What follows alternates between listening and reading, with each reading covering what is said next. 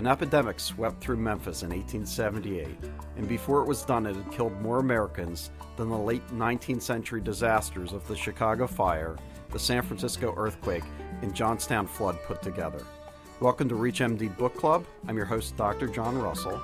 The story of this epidemic is explored in The American Plague, a book by Molly Caldwell Crosby. Molly, welcome to the show. Hi, thank you for having me. So how did you get interested in this story in the beginning? I had recently moved to Memphis from Washington, D.C., and I had started to hear about this great yellow fever epidemic. I had never heard of it before. I love narrative nonfiction as a genre. I read a lot of those books, and many of them have centered on natural disasters like a great hurricane or a great fire, an earthquake, and I wanted to set out and do the same thing with an epidemic and show the way that the 18th and 19th centuries that really was the natural disasters for so many of these towns and altered history for places like Memphis. So yellow fever, in reading your book, really comes across as the quintessential American epidemic, and it really shapes so many things that happened in American history prior to the Memphis epidemic. Can you talk a little bit about that? Sure, it really did, and it was not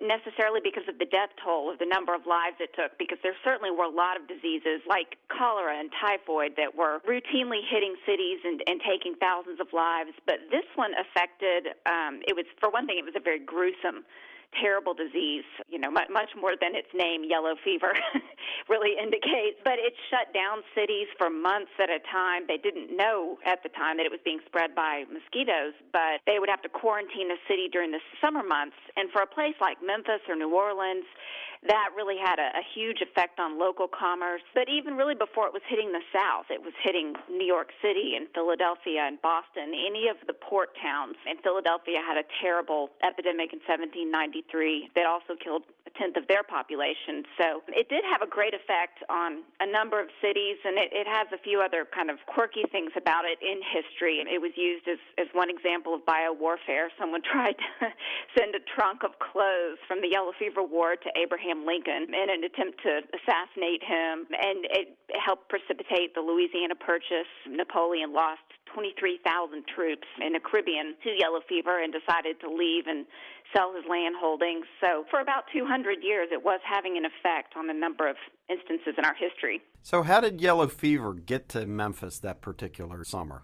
That summer, it had really been hitting this hemisphere through the African slave trade. The mosquito that carries it was not native to this part of the world and came over on the slave boats, as did the virus. And so when they first started, they were really in South America, Latin America, the Caribbean, and would come up through ship trade. And that was the case in 1878. A shipment of sugar was coming up from Havana to New Orleans, and the captain is supposed to declare any cases of any fever really on board ships and raise the flag, the yellow jack, which was a nickname for the disease.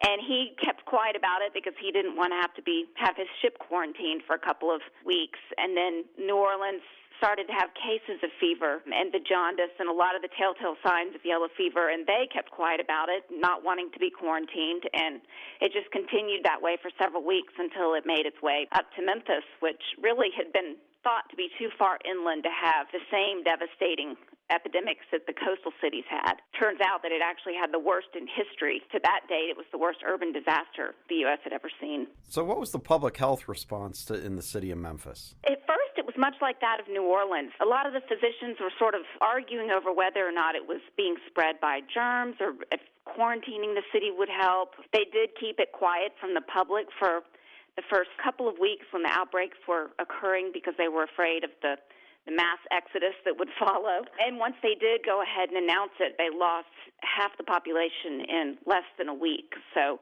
it was very dramatic, and it was frightening news for anyone to hear anywhere in the U.S. The yellow fever had broken out somewhere. So for a lot of the doctors who were here, many of them who stayed behind and treated people, a lot of the frustration, I think, for them was that they didn't understand how it was being spread, and it was just taking hundreds of people a day by then. How about the federal government? Were they of much help? They didn't have the ability to, really. This is not too far after the Civil War, so the state still held a lot of rights.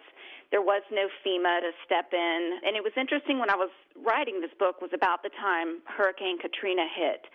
So it was sort of fascinating for me to watch the similarities and see that, even today with all the technological advances we have and the knowledge we have, we're still not a whole lot better off as far as clearing out a city in a natural disaster, taking care of the people left behind. And that was very much the case in Memphis, with the added frightening element of anyone coming in to help was usually dying from the disease as well. So they were literally martyred coming here to try to help people. So why do you think this didn't kind of find its way into all the history books we had in the United States? I really don't know. This one in particular surprises me because the second part of the book sort of goes into research and the work that the U.S. doctors do to try to find out what is causing these terrible epidemics like the one in Memphis. And it's Walter Reed who finally makes the connection between the mosquitoes and the yellow fever virus. And most people know his name. I certainly did from living in Washington, the Walter Reed Hospital.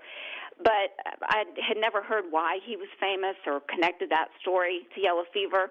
So I really don't know why it was largely forgotten. I think one thing may be that we still face a lot of the natural disasters like hurricanes and tornadoes and fires that are written in books, and they still frighten us, but we don't really see a lot of epidemic diseases shutting down and wiping out populations anymore. So that may be one of the reasons we lost touch with that part of our history. If you're just tuning in, this is ReachMD Book Club. We are speaking with author Molly Caldwell Crosby on her wonderful book, The American Plague. So you talked about Walter Reed's role, and he kind of seems to go in the Spanish-American War from a fairly obscure officer to really someone who our nation's main military hospital is named after. Can you talk about his role? Really, since the federal government did not have a lot of recourse in handling disease outbreaks, both in major cities but also among camps where there were soldiers usually stationed, they started to use Army doctors and Marine Corps doctors to do a lot of the research. They were right in the midst of these Army camps with diseases breaking out all around. It was really sort of a good research situation for them. And that was the case in Cuba. Havana was regularly hit with yellow fever and malaria. During the Spanish-American War, for every one soldier that was killed by a bullet, 7 died of disease. So Walter Reed is sent down there. He's really just a frontier doctor, and he is sent down there to start studying these outbreaks and see if they can't figure out what is spreading yellow fever, because it's been devastating, that and malaria, to the American troops. And he sort of happens upon this outlandish idea that a Cuban doctor had come up with, that it might be a mosquito spreading the virus. And so he and his team of doctors, known as the Yellow Fever Commission, set out to try to prove this. It's interesting because how would you prove a mosquito? How would you prove any vector is carrying a disease other than to test it? So these become human trials and self-infection among the doctors in order to prove this theory. And Reed had members of his team kind of die for their country. They really do. A lot of the volunteers for the studies were American soldiers. And, as I said in the book, I think for a lot of them, their chances of dying from a disease were far greater than in actual battles. So they really did look at it like they were doing a service to their country. And these doctors did too. These were Army doctors. One of them self-infects purposefully, and one accidentally, and one of them dies tragically. It's a terrible disease with ugly symptoms, and he leaves behind a pregnant wife in the United States. So it's a tragic, sad story, but ultimately a triumphant one. So Reed and his team kind of figure out the mosquito as a vector. How did this end up helping us with the Panama Canal? Just once we understood that's what was spreading it, a lot of places immediately went into action just controlling mosquitoes. Havana, in a matter of months, it had been having these epidemics for, 200 years. In a matter of months, it was able to stop them just by cleaning up standing water sources. They filled their lakes with fish that would eat mosquito larvae.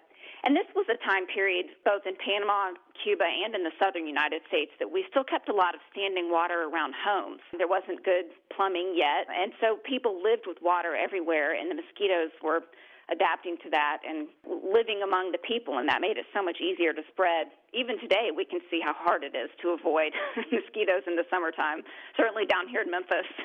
Is yellow fever still a threat? Is it just something that it's kind of one of these exotic third world disorders, or is it something that could really rear its head once again in the United States? What do you think? No, it's definitely still a threat because it can live in monkey populations in the jungle and then be spread by mosquitoes into human populations in the city. There's no way to ever eradicate it. so they continue to kind of follow. The mosquito that carries it is still all over the United States. You see them, little striped mosquitoes during the summer months. And I think West Nile was a good example of how little control we have over vector-borne diseases. When that first hit in the early 90s, it was just a matter of years before it was spreading to states everywhere. So the CDC continues to monitor, especially down around the Caribbean and Texas and southern states.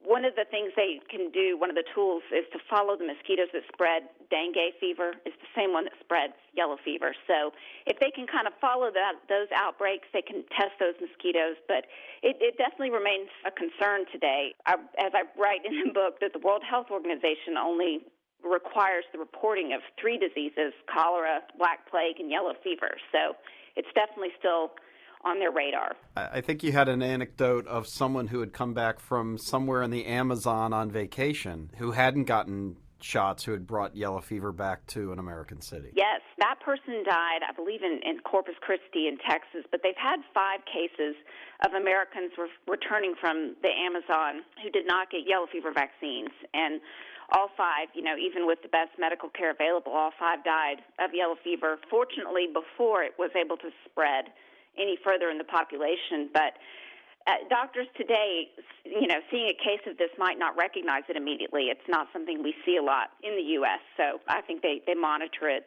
and try to keep an eye on it. But it is still very much a threat. Once someone has the virus, we're really no better off treating it today than we were in 1878. Do you think yellow fever is the reason the CDC is in the South? Certainly one of the big reasons, yes. It was really opened to study and to help monitor malaria, yellow fever, and the vector-borne diseases down here that were hitting so many of these southern cities. So, yes, I think the CDC is very likely right in Atlanta for that reason. And probably going back to Memphis, it probably really changed the course of Memphis, which I think really before this epidemic was really poised to really have a kind of a coming out as an American city, correct? It was. It was twice the size of Atlanta, and it was a large, booming city. It still today remains the one city to lose the largest portion of its population at one single time.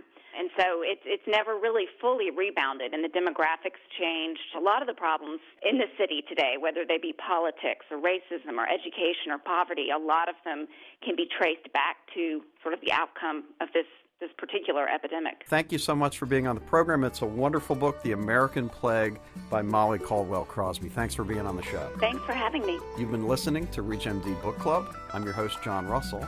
To listen to this and other programs in the series, please visit ReachMD.com. Thanks for listening.